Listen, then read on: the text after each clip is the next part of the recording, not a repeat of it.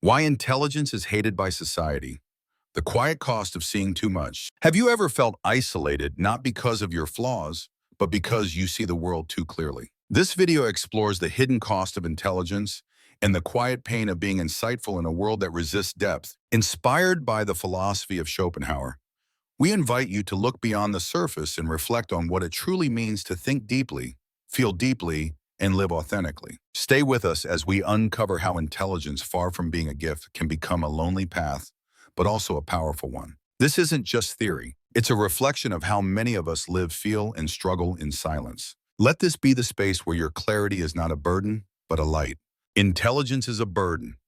The loneliness of the insightful. Have you ever walked into a room, said something honest and profound, only to be met with silence or distant glances? It is not arrogance that isolates the intelligent. It is the mirror they unwillingly hold up to others. Arthur Schopenhauer believed that intelligence, while praised in theory, often leads to social exile. The insightful person does not intend to disturb, but their mere presence can uncover truths others wish to avoid. This discomfort is not about the person speaking. It is about the listeners confronting their own limitations. Society tends to celebrate beauty, wealth, and power because these qualities unite people in aspiration. Intelligence, however, divides. It reminds others of what they do not know, of what they have not dared to face. The deeper the thought, the more alone the thinker often becomes. And in this solitude, many begin to question their own nature. Am I too much? Am I the problem? But the truth is, you are not the problem. You are simply someone who sees clearly in a world that prefers the fog.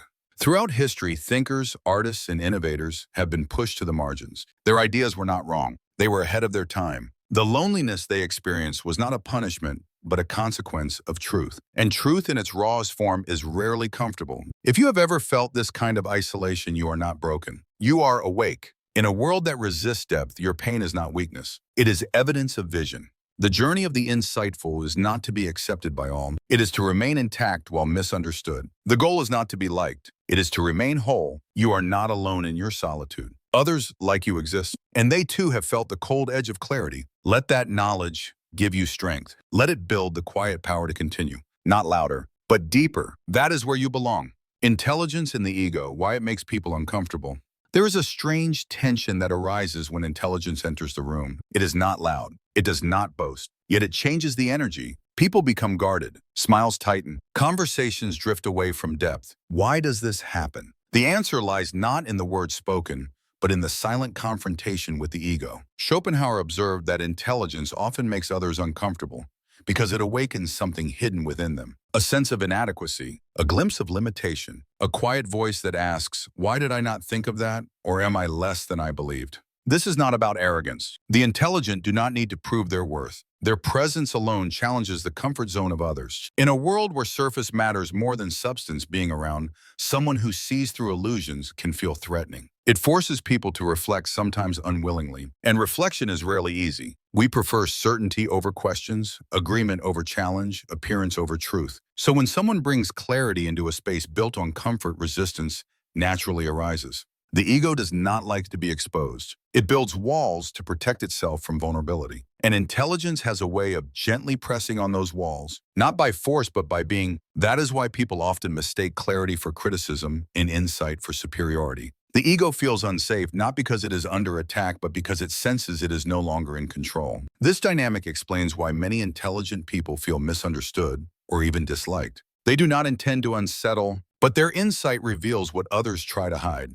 Understanding this can be liberating. It shows that rejection is often not personal, but psychological, a defense mechanism. And once you see it, you can navigate it without shrinking yourself. Instead of dimming your light, learn to carry it with grace. Let it guide rather than blind. Being aware of the ego's sensitivity allows you to meet others with empathy without betraying your truth. The goal is not to change who you are. It is to know when to speak and when to simply see. That balance is strength. Society rejects those who are too deep. In every group, there is an unspoken agreement. Stay light, stay simple, do not ask too many questions. When someone breaks this pattern with a deeper observation or a truth that cuts through the surface, the group shifts, faces tighten, silence grows. The person who dares to go deeper is often met with discomfort or dismissal, not because they are wrong, but because they threaten the ease that everyone silently protects. Depth is not always welcome. It demands reflection. It disrupts the rhythm of casual connection. People do not gather to be challenged. They gather to feel safe, and when someone sees beyond the masks, it creates tension. Schopenhauer believed that society fears the thinker not because of what they say, but because of what they reveal. Deep people hold up a mirror not just to individuals, but to the entire structure of the group. This rejection is subtle but constant. At work, deep thinkers are seen as difficult. In social spaces, they are called intense. In families, they are the ones who ruin the mood. Yet their intention is rarely to criticize. They simply cannot pretend. They see too much to stay silent. But society does not reward truth when it feels uncomfortable. It rewards harmony even if that harmony is built on denial.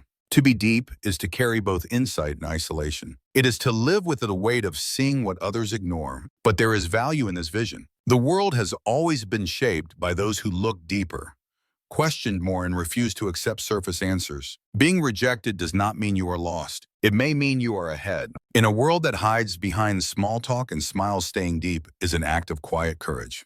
The price of easy mediocrity. Why do simple ideas spread faster than thoughtful ones? Why do shallow conversations dominate while deeper truths are ignored? Schopenhauer saw this not as a flaw in individuals, but as a pattern in society. Mediocrity is easy. It comforts. It requires no inner shift. A catchy phrase or a pleasant illusion is easier to digest than a truth that demands growth. And because comfort sells, mediocrity thrives. We often mistake popularity for value. A book that repeats cliches sells millions. A thinker who challenges norms remains in the shadows. It is not because their ideas lack merit. It is because those ideas make people pause, question, and confront. And most people are not looking for transformation. They are looking for reassurance. Mediocrity tells them they are fine as they are. Depth tells them there is more to see. That difference changes everything. In social spaces, people bond over simplicity, a light joke, a safe topic. It gives a sense of belonging. But this belonging often comes at the cost of truth. Those who question or go deeper disturb the balance. They are often met with silence or deflection. So many learn to stay quiet, to fit in, to be liked, but something is lost in that silence. The world becomes flatter, duller, less alive. Choosing depth over ease comes with a price. You may walk alone more often. You may be misunderstood, but you will be awake. Schopenhauer believed that true progress only comes when someone dares to speak what others avoid. The price of mediocrity is not only the absence of growth, it is the slow decay of insight, creativity, and meaning. To resist that even quietly is an act of quiet defiance, and it is where real life begins. How intelligent women are often rejected. In a world still shaped by deep-rooted expectations, intelligence in women is often seen as an unexpected trait, not because it is rare, but because it challenges the roles society quietly assigns. A woman who speaks with clarity and depth, who questions and reflects, is not always celebrated. She is often met with resistance, suspicion, or worse, silence. It is not her intelligence that disturbs, but what it implies. That she cannot be easily controlled. That she sees too much. That she demands more than surface-level roles. Schopenhauer believed that society builds roles around comfort, not truth. Women are praised for being gentle, agreeable, and pleasant. When a woman carries wisdom, she disrupts this script. She becomes difficult to define, hard to contain. People do not always know how to respond to her. In professional settings, she may be overlooked despite her competence. In social spaces, her confidence may be labeled arrogance. In families, her depth may be misunderstood as rebellion. The more clearly she sees, the more alone she may feel. This rejection is not about failure, it is about perception. The intelligent woman becomes a mirror, reflecting not just her strength, but the insecurities of those around her. People may question her femininity, her intentions, even her worth. And so many choose to hide parts of themselves. They soften their voice. They downplay their insights. They learn to shrink so others can remain comfortable. But this shrinking has a cost. It dims the light that could guide others. To be an intelligent woman is to walk a narrow line, to seek respect without being feared, to express truth without being silenced. Yet within this tension lies power, the ability to think clearly, to feel deeply, to speak when needed, and stay silent when wise. These are not threats. They are gifts, and they must not be buried for the sake of fitting in. The world does not need less of this clarity. It needs more of it, not only to reshape the image of women, but to awaken the dignity within all of us. Living authentically without losing yourself. To live authentically in a world that rewards conformity is one of the most difficult tasks. The pressure to adjust, to soften, to blend in is constant. People often say, be yourself, but what they really mean is be yourself as long as it makes others comfortable. For those who think deeply, feel intensely, and speak truthfully, this becomes a daily challenge. Do you shrink to fit? Or do you stay true and risk being alone? Authenticity requires courage. It is not loud or dramatic. It is the quiet decision to honor your truth, even when it would be easier to pretend. But living this way does not mean shouting every thought or challenging every norm. It means knowing who you are beneath the noise. It means choosing presence over performance, alignment over approval. And sometimes that means walking away from spaces that cannot hold your depth. The fear of rejection is real. The need to belong is natural. But there is a difference between connection and compromise. When you constantly silence parts of yourself to be accepted, you are not building connection. You are building a mask. Over time, the weight of that mask becomes unbearable. You forget what your real voice sounds like, and slowly you lose the very self you were trying to protect. Living authentically does not mean never adapting. It means adapting without abandoning. It means learning to listen deeply, to speak wisely, and to hold space for both yourself and others. The goal is not perfection. The goal is presence, to be in the world without being consumed by it, to stand firm in who you are while still leaving room to grow. In a culture that values image over integrity, choosing authenticity is an act of resistance, and it is how you stay whole in a world that often asks you to fragment. To understand deeply is also to carry a burden. There is a quiet weight that comes with understanding. It does not show itself through loud declarations or visible effort. It lingers in the silence after hearing something untrue. It lives in the moments when you see connections others do not. Deep understanding is not just a gift, it is a responsibility. Because once you see, you cannot unsee, and that awareness changes how you move through the world. Those who understand deeply often carry more than their own emotions. They feel the undercurrents in a conversation, the pain behind someone's smile, the conflict in someone's silence. This sensitivity is not weakness. It is depth, but it comes with a calm. You may carry stories that are not yours. You may lose sleep over things others quickly forget. You may struggle to explain what you see only to be met with confusion or indifference. Schopenhauer believed that true insight isolates. It separates you not out of pride but out of perspective. You are no longer reacting to life. You are reading it layer by layer. And while that brings wisdom, it can also bring sorrow. Because you begin to see how often people hide, how often they settle, how often they avoid truth. And knowing this, you may feel helpless, or worse, responsible. But the burden of understanding is not meant to break you. It is meant to shape you. It calls for discernment, for choosing when to speak and when to remain still, for learning how to hold what you know without forcing it on others. Your insight is not a weapon. It is a light, and though not everyone will walk toward it, some will, and they are the ones who need it most. So carry what you know with care, not to prove anything, but to guide the witness and to quietly hold space for what is real. Awakening, healing, and moving forward. There comes a moment in every inner journey when the pain is no longer something to escape, but something to understand. Awakening is not a grand revelation. It is quiet. It happens in stillness, in moments when you finally stop running and sit with the truth about who you are, what you have endured, and what no longer serves you. In that space, healing begins, not because the world changes, but because your relationship to it does. Healing is not forgetting. It is remembering without being controlled. It is looking at your scars and seeing not shame, but survival. And from that survival strength, awakening teaches you that your pain is not your enemy. It is a messenger. It points to what needs attention, what needs to be felt, what needs to be released. And though the process is difficult, it is never wasted. Every tear has its purpose. Every silence holds a truth waiting to be heard.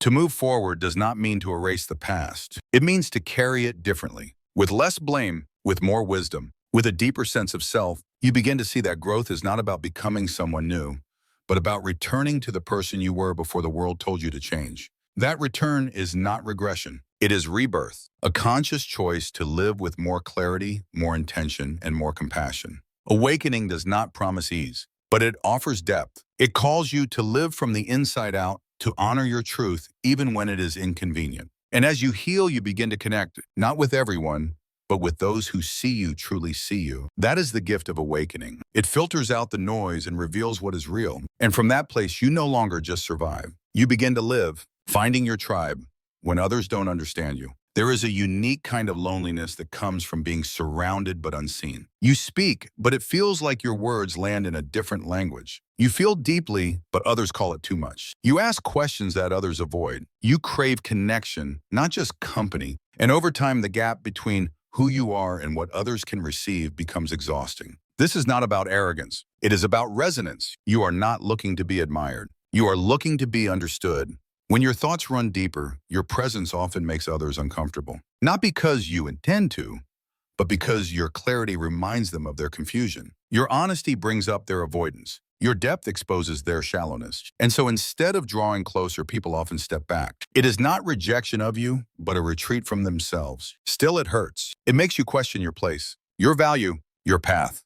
But you are not alone. There are others like you, people who feel too much, think too much, see too much. They have spent years believing they were broken, only to discover they were simply surrounded by those who could not meet them where they stood. The truth is, your tribe exists. They may be scattered, they may be quiet, but they are real. And finding them is not about searching harder. It is about being more yourself. The more authentically you live, the more you become a signal instead of a seeker. Your tribe is not found in noise. It is found in presence, in the calm recognition of a shared depth, in the moments when you no longer need to explain yourself. These people do not complete you. They remind you that you were whole all along. And in that space, you begin to heal, not by changing who you are, but by being fully seen as you are. So if the world feels distant, do not close yourself off. Keep being who you are and trust that your tribe will feel your presence and find you. Intelligence is a mission.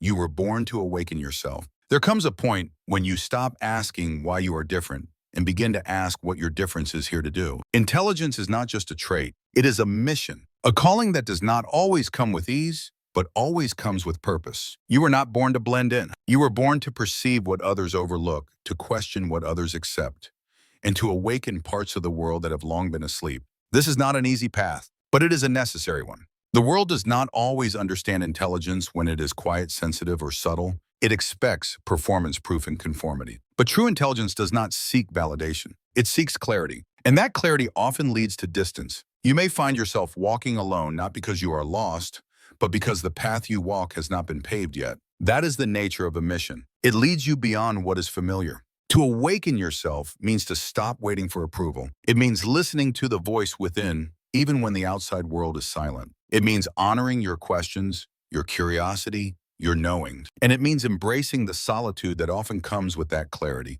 Because in solitude, something powerful grows. A strength that is not built on applause, but on alignment. A confidence that comes not from being followed, but from knowing you are true to your path. You were not given your mind to carry shame. You were given it to see, to feel, to guide. Not everyone will understand. Not everyone is meant to, but some will. And more importantly, you will come to see that your intelligence was never a burden. It was a map, a light, a compass pointing you back to yourself. And from that place, you do not just observe the world, you begin to shape it.